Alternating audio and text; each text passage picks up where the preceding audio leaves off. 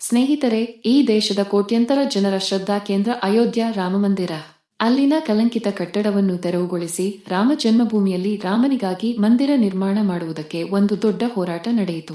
ನೂರಾರು ವರ್ಷಗಳ ಕಾಲ 10 ತಲೆಮಾರುಗಳು ನಡೆಸಿದ ಹೋರಾಟ ಅದು. ಕಡೆಗೂ ಸುಪ್ರೀಂ ಕೋರ್ಟ್ ಆ ಭೂಮಿ ರಾಮ ಜನ್ಮಭೂಮಿ ಅಂತ ತೀರ್ಪು ಕೊಟ್ಟು ಅಲ್ಲಿ ಮಂದಿರ ನಿರ್ಮಾಣ ಕೂಡ ಆಯಿತು. ಅದನ್ನು ನೋಡಿ ಕೋಟ್ಯಂತರ ಜೀವಗಳು ಧನ್ಯತೆಯನ್ನು ಕೂಡ ಅನುಭವಿಸಿದವು. ಸ್ನೇಹಿತರೆ, ಫಸ್ಟ್ ಎ ಕನ್ನಡ ಯೂಟ್ಯೂಬ್ ಚಾನೆಲ್ಗೆ ಸ್ವಾಗತ ಸುಸ್ವಾಗತ. 22 ಜನವರಿ 2024 ರಂದು ಭವ್ಯ ಶ್ರೀರಾಮ ಮಂದಿರದಲ್ಲಿ ಪ್ರಾಣ ಪ್ರತಿಷ್ಠಾಪನೆ ಸಂಪೂರ್ಣಗೊಳ್ಳುತ್ತದೆ. ಪ್ರಧಾನಮಂತ್ರಿ ಮೋದಿಯವರು ಈ ಕಾರ್ಯಕ್ರಮದ ಮುಖ್ಯ ಯಜಮಾನ ಅಥವಾ ಚೀಫ್ ಪೇಟ್ರಾನ್ ಆಗಿರುತ್ತಾರೆ. ದೇಶಾದ್ಯಂತ ಈ ಪ್ರಾಣ ಪ್ರತಿಷ್ಠಾಪನೆಯನ್ನು ಲೈವ್ ಬ್ರಾಡ್ಕಾಸ್ಟ್ ಮಾಡಲಾಗುತ್ತದೆ. ಆ ಸಮಯದಲ್ಲಿಯೂ ದೇಶಭಕ್ತರ ಪರವಾಗಿ ನಾವು ಈ ಆಶಯವನ್ನು ವ್ಯಕ್ತಪಡಿಸಿದೆವು. ಮಂದಿರದ ನಿರ್ಮಾಣದ ನಂತರ, ರಾಮಲಲ್ಲಾನನ್ನು ವಿರಾಜಮಾನಗೊಳಿಸಿದ ನಂತರ ಮೋದಿ ಸರ್ಕಾರವು ರಾಮರಾಜ್ಯ ತರುವ ಕಾರ್ಯದಲ್ಲಿ ಈಗ ಪೂರ್ಣ ಗಮನದೊಂದಿಗೆ ತೊಡಗಿಸಿಕೊಳ್ಳಲಿದೆ ಎಂದು. ಆದರೆ ಭಗವಾನ್ ಶ್ರೀರಾಮನ ಹೆಸರಿನಲ್ಲಿ ಅಧಿಕಾರಕ್ಕೆ ಬಂದ ಪಕ್ಷದ ಮೇಲ್ವಿಚಾರಣೆಯಲ್ಲಿಯೇ ಅದೇ ಪಕ್ಷದ ಕಣ್ಣೆದುರೇ ಭಗವಾನ್ ಶ್ರೀರಾಮನನ್ನು ಈ ರೀತಿಯಾಗಿ ಲೂಟಿ ಮಾಡಬಹುದು ಎಂದು ನಾನು ನನ್ನ ಕನಸಿನಲ್ಲೂ ಯೋಚಿಸಿರಲಿಲ್ಲ. ಅವರ ಹೆಸರಿನಲ್ಲಿ ಪಾಪ ಮತ್ತು ವಂಚನೆ ಮಾಡಲಾಗುತ್ತದೆ. ಅವರದೇ ಮಂದಿರದಲ್ಲಿ ಭಕ್ತರು ಮತ್ತು ಶ್ರದ್ಧಾಳುಗಳು ಅರ್ಪಿಸಿದ ಕೋಟ್ಯಂತರ ರೂಪಾಯಿ ಹಣ, ಚಿನ್ನ ಮತ್ತು ಬೆಳ್ಳಿ ಕಳ್ಳತನವಾಗುತ್ತದೆ. ಒಳ್ಳೆಯ ದಿನಗಳಂತೂ ಬರಲಿಲ್ಲ. ಆದರೆ ಭಗವಾನ್ ಶ್ರೀರಾಮನೇ ತನ್ನ ಸ್ವಂತ ಮಂದಿರದಲ್ಲಿ ಸುರಕ್ಷಿತವಾಗಿಲ್ಲದಂತಹ ಕಲಿಯುಗ ಬಂದಂತಾಗಿದೆ. ಮತ್ತು ಕತೆ ಇಲ್ಲಿಗೆ ಮುಗಿಯುವುದಿಲ್ಲ. ಈ ಕಳ್ಳತನದ ಬಯಲಾದ ನಂತರ ಇಡೀ ಸತ್ಯವು ಸಾರ್ವಜನಿಕವಾಗಿ ಹೊರಬರಬಾರದು, ಎಫ್ಐಆರ್ ದಾಖಲಾಗಬಾರದು ಮತ್ತು ಬಂಧನಗಳು ನಡೆಯಬಾರದು ಎಂದು ಸರ್ಕಾರವು ತನ್ನ ಸಂಪೂರ್ಣ ಶಕ್ತಿಯನ್ನು ಬಳಸಿ ಮರೆಮಾಚಲು ಪ್ರಯತ್ನಿಸುತ್ತಿದೆ ಹಾಗೂ ಪ್ರಕರಣವನ್ನು ಇಲ್ಲಗೆ ಮುಗಿಸಲು ನೋಡುತ್ತಿದೆ. ರಾಮ ಮಂದಿರದ ಕಾಣಿಕೆಯ ಕಳ್ಳತನದ ವಿಷಯವು 2 ಕೋಟಿಯ ಮೊತ್ತದಿಂದ ಆರಂಭವಾಗುತ್ತದೆ. ಆದರೆ ಕೆಲವೇ ದಿನಗಳಲ್ಲಿ ಎಷ್ಟು ಸತ್ಯಗಳು ಬಯಲಾಗುತ್ತವೆ ಎಂದರೆ, ಈಗ ಈ ವಿಷಯವು 200 ಕೋಟಿಯದ್ದು ಎಂದು ಹೇಳಲಾಗುತ್ತಿದೆ.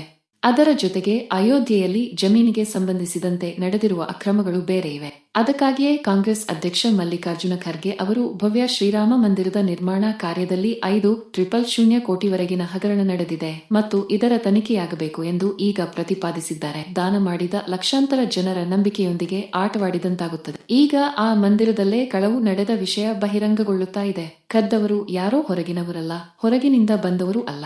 ಯಾರನ್ನು ಅಲ್ಲಿನ ದೇಣಿಗೆಯ ಹಣದ ನಿರ್ವಹಣೆಗೆ, ಆ ಹಣವನ್ನು ಎಣಿಸುವುದಕ್ಕೆ, ಅದನ್ನು ಬ್ಯಾಂಕಿಗೆ ಜಮಾ ಮಾಡುವುದಕ್ಕೆ ಅಂತಲೇ ನೇಮಕ ಮಾಡಲಾಗಿತ್ತೋ ಅವರೇ ಅಲ್ಲಿ ಕೋಟ್ಯಂತರ ರೂಪಾಯಿ ಹಣ ಕದ್ದಿದ್ದಾರೆ ಅನ್ನೋ ಆರೋಪ ಕೇಳಿ ಬರುತ್ತೆ. ಅವರು ಮಂದಿರದ ಸ್ವಯಂ ಸೇವಕರಲ್ಲ, ಮಂದಿರದ ಕೆಲಸಕ್ಕಾಗಿ ನೇಮಕಗೊಂಡಿದ್ದ ಜನ. ಹಾಗೆ ನಿರ್ವಹಣೆಯಲ್ಲಾದ ಅಚಾತುರ್ಯ ಹಾಗೂ ಅತಿಯಾದ ನಂಬಿಕೆಯ ಕಾರಣ ಉಂಟಾದ ದ್ರೋಹ ಏನಿದೆ ಅದರ ನೈತಿಕ ಜವಾಬ್ದಾರಿ ಹೊತ್ತು ಟ್ರಸ್ಟ್ನ ಪ್ರಧಾನ ಕಾರ್ಯದರ್ಶಿ ಮತ್ತು ಟ್ರಸ್ಟ್ ಸದಸ್ಯರೊಬ್ಬರು ತಮ್ಮ ಸ್ಥಾನಗಳಿಗೆ ರಾಜೀನಾಮೆಯನ್ನು ಕೂಡ ಕೊಟ್ಟಿದ್ದಾರೆ.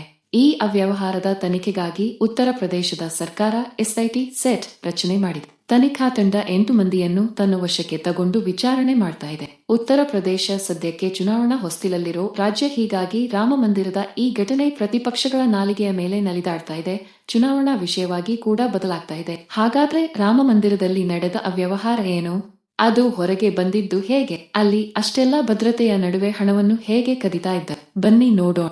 ವಿರಾಮ ಗೆಳೆಯರೆ, ರಾಮ ಮಂದಿರ ಕೋಟ್ಯಂತರ ಹಿಂದೂಗಳ ಶ್ರದ್ಧಾ ಕೇಂದ್ರ. ಅಲ್ಲಿಗೆ ಪ್ರತಿನಿತ್ಯ ಲಕ್ಷಾಂತರ ಜನ ಭೇಟಿ ಕೊಡ್ತಾರೆ. ಸರ್ಕಾರದಿಂದ ಯಾವ ಸಹಾಯವನ್ನು ಪಡ್ಕೊಳ್ಳದೆ ಕೇವಲ ಭಕ್ತರ ದೇಣಿಗೆಯ ಹಣವನ್ನು ಬಳಸಿ ಅಲ್ಲಿ ಭವ್ಯ ಮಂದಿರವನ್ನು ನಿರ್ಮಾಣ ಮಾಡಲಾಗಿದೆ. ದೇಶದ ಬೇರೆ ಯಾವ ಮಂದಿರಕ್ಕೆ ಹೋಲಿಕೆ ಮಾಡಿದ್ರೂ ಕೂಡ ರಾಮ ಮಂದಿರದ ನಿರ್ವಹಣೆ ತುಂಬಾ ಚೆನ್ನಾಗಿ. ಪ್ರತಿನಿತ್ಯ ಲಕ್ಷಾಂತರ ಜನ ಬಂದರೂ ಅಲ್ಲಿ ದರ್ಶನಕ್ಕೆ ಸಮಸ್ಯೆಯಾಗೋದಿಲ್ಲ.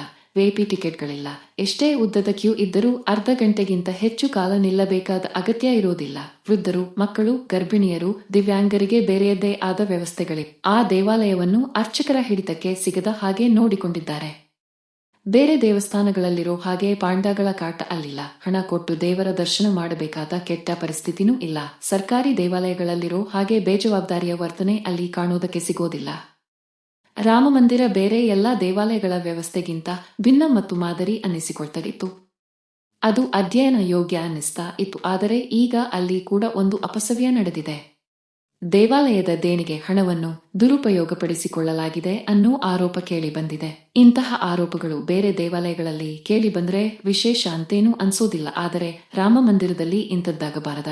ಇದು ಕೋಟ್ಯಂತರ ಭಕ್ತರ ಶ್ರದ್ಧೆಯ ಮೇಲಾದ ಆಘಾತ ಅನ್ನಿಸಿಕೊಳ್ತು. ಗೆಳೆಯರೇ, ಅಲ್ಲಿ ಏನಾಗಿದೆ ಅನ್ನೋದನ್ನು ಮೊದಲು ಹೇಳಿ, ಆ ನಂತರ ಯಾಕೆ ಹೀಗಾಗಿರಬಹುದು ಅನ್ನೋದನ್ನು ಹೇಳೋ ಪ್ರಯತ್ನ ಮಾಡ್ತೀನಿ. ರಾಮ ಮಂದಿರಕ್ಕೆ ಪ್ರತಿನಿತ್ಯ ಭಕ್ತರಿಂದ ಬರೋ ದೇಣಿಗೆ ಹಣ ಮತ್ತು ಬ್ಯಾಂಕುಗಳಲ್ಲಿ ಇಡಲಾಗಿರುವ ಹಣದ ಬಡ್ಡಿ ಎಲ್ಲ ಸೇರಿ ನಿತ್ಯ ಸರಿಸುಮಾರು 1 ಕೋಟಿ ರೂಪಾಯಿಗಳಷ್ಟು ಆದಾಯ ಇದೆ. ದೇವಾಲಯದಲ್ಲಿನ ಹುಂಡಿಗಳಿಗೆ ಜನ ಹಣ ಹಾಕ್ತಾರೆ, ಚಿನ್ನ ಬೆಳ್ಳಿಯನ್ನು ದಾನದ ರೂಪದಲ್ಲಿ ಹುಂಡಿಗೆ ತಂದು ಹಾಕ್ತಾರೆ. ಅದು ಭಕ್ತರ ಶ್ರದ್ಧೆಯ ಕಾಣಿಕೆ. 2024-25ನೇ ಸಾಲಿನ ವಾರ್ಷಿಕ ವರದಿಯ ಪ್ರಕಾರ ಟ್ರಸ್ಟ್ನ ಒಟ್ಟು ಆದಾಯ 327 ಕೋಟಿಗೂ ಹೆಚ್ಚು.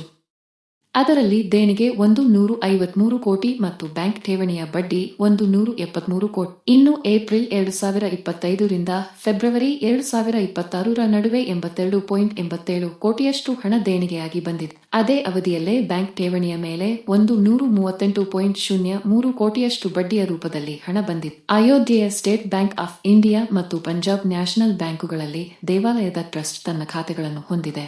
ಗೆಳೆಯರೇ, ಇಲ್ಲಿ ಬಡ್ಡಿಯ ರೂಪದಲ್ಲಿ ಬರೋ ಹಣ, ಆನ್ಲೈನ್ ಮೂಲಕ ಬರೋ ದೇಣಿಗೆಗಳು, ಇವುಗಳಲ್ಲಿ ಯಾವ ವ್ಯತ್ಯಾಸನೂ ಆಗೋದಕ್ಕೆ ಅವಕಾಶ ಇರೋದಿಲ್ಲ. ಆದರೆ ದೇವಾಲಯಕ್ಕೆ ಭೇಟಿ ಕೊಡೋ ಭಕ್ತರು ಅಲ್ಲಿನ ಹುಂಡಿಗಳಿಗೆ ಹಣ ಹಾಕ್ತಾರೆ ನೋಡಿ, ಅದರಲ್ಲೊಂದಷ್ಟು ಅವ್ಯವಹಾರ ನಡೆದಿರೋ ಬಗ್ಗೆ ಈಗ ಆರೋಪಗಳು ಕೇಳಿ ಬರ್ತಾ ಇವೆ.